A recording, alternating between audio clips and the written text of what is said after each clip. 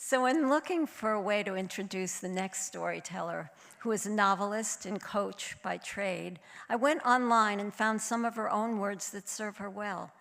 She says, "I think of stories as linear. I think of them as mosaics, and I like to play with moving the pieces around." I can attest to the fact that in The Hidden Life of Cicely Larson, she does this beautifully. Can't wait until June 2nd when her new book, Summerland Cove, is available. Please welcome Ellen Baker.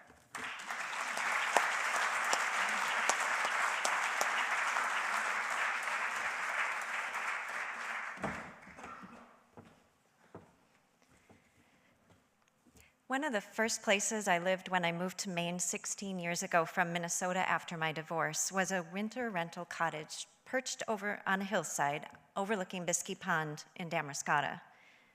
It seemed to me the perfect place to start my new post-married life.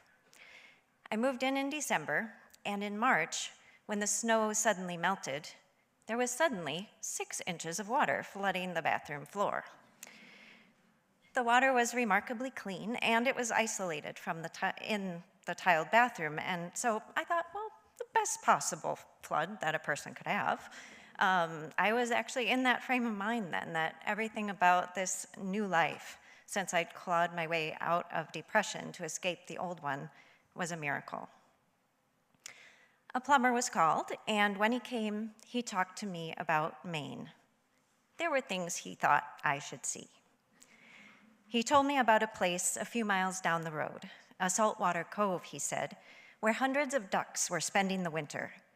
He spoke of the sunlight glinting on their iridescent wings and how they would move in a mass, all taking off or landing at once. It was a thing of great beauty to see, he said. I was not used to plumbers who talked about the iridescence of mallard wings. The first chance I had, I hopped into my Mazda Protege and I set out to look for these ducks. For my first year or so in Maine, my sensation of miracles was accompanied also by a feeling of being utterly lost in the most exciting way. At the time, I didn't have GPS, but I had always loved and studied paper maps. And in each of the dozens of places in the Midwest and the Mid-South where I'd lived, I'd always kept a detailed picture in my head of where I was on the map. I like to place history and stories on maps too, and I would visit places to get a sense of a story's setting, like the field in northern Illinois where my farmer great-grandfather was killed by lightning in 1912, or the former dance hall in La Crosse, Wisconsin, where 2 of my characters, a soldier and a small-town girl, met and fell in love during World War II. So I had always felt grounded to where I was in a deep, generations back sort of way. But the first time I drove to Maine from northern Minnesota in 2010, I had never been here. I knew almost nothing about the place, and I knew no one here. My intuition had simply told me I needed to come. I'd rented a place on Craigslist and driven here through Canada. It was the most direct route, appealing to my practical side. This was not the first time that I'd packed everything I owned into my little car and moved 100 or 1,000 miles away. It was a sensation that I loved back then, those hours or days of being in what I would say to myself was a nowhere place. But my map of Canada showed only major highways, and it took me a couple of days to get across, so I arrived in Maine with the odd feeling that I had been transported across blank space to end up in an exotic, unknowable land. And that feeling lasted for a very long time. So that spring of 2011, driving from my rented cottage on Bisky Pond out to who knew where to find this cove, I didn't know what road I was on. I had only the vague notion of how the plumber had told me to find it. I sped along the winding, tree-lined road with a sense of adventure and thrill. Up and over a hill, and there it was, the water shimmering in the spring sunlight, a narrow cove widening into the distance until it spread out to become the ocean. I slowed down.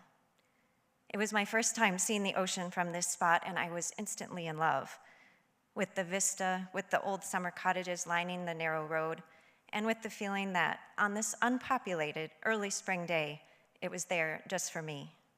Fresh off divorce, lost in a nowhere place, but look where I had managed to get to.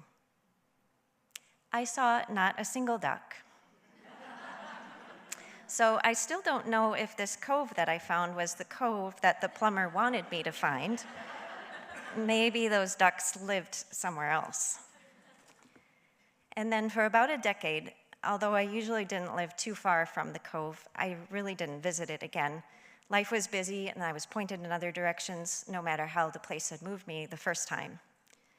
But then for some reason, one day in the early spring of 2023, I was inspired to go there and take a walk, to see the place, to see the ocean. I still did not see any ducks. But as I walked the loop around the point past the old summer cottages, I had this feeling finally that whatever it was I'd been searching for in all my travels, in the 24 or so moves I'd made and thousands of miles I'd traveled since 2010, I had finally found it. I had no more need to be in a nowhere place. I knew where home was now. And I could finally accept this thing that my intuition had seemingly known since 2010, that Mid-Coast Maine was the place I was supposed to be. I returned to the cove often during 2023 and 24 and every season to walk the loop around the point and take in the ocean view.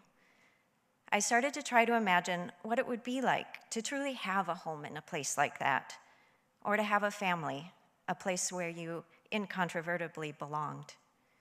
A magical, breathtaking place like the cove, the ways it would hold you or trap you, the ways it would keep you safe, the ways you would love it and hate it, but mostly love it.